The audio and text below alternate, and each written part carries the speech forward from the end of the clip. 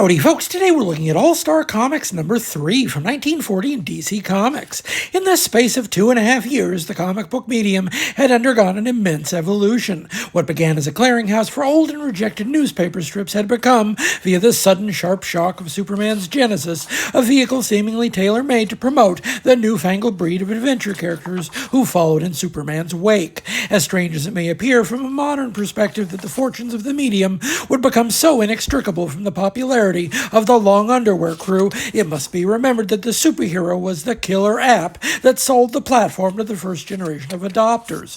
Although the superhero would wane in popularity after World War II, our specimen today is a bulletin from the far side of that conflict, a time of growing turmoil overseas that had not yet embroiled America. These were dark times for the nation, and that's another major reason why superheroes took off when they did. All the earliest and most popular characters were avatars of wish fulfillment in a world without a lot of hope.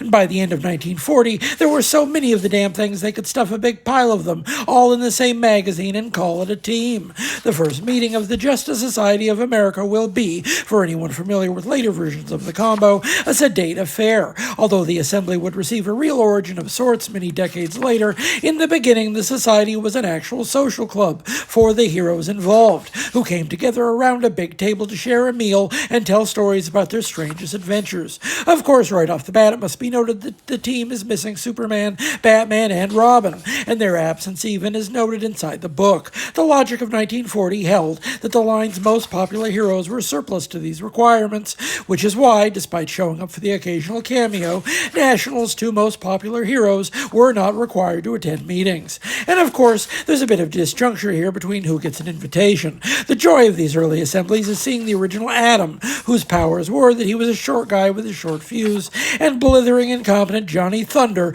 rubbing elbows with the literal wrath of God in the form of the Spectre, to say nothing of Dr. Fate, Green Lantern, and the Flash. For me, I've always loved the JSA, and a big part of the reason why can be traced back to these earliest issues of All-Star Comics. They're not brought together for the purpose of fighting a great foe, but for the camaraderie of sharing work stories with a group of friends, and every adventure they have together for the succeeding 8 decades is colored by this initial assembly. If you haven't read a lot of Golden Age material, All-Star Comics is actually a good place to start.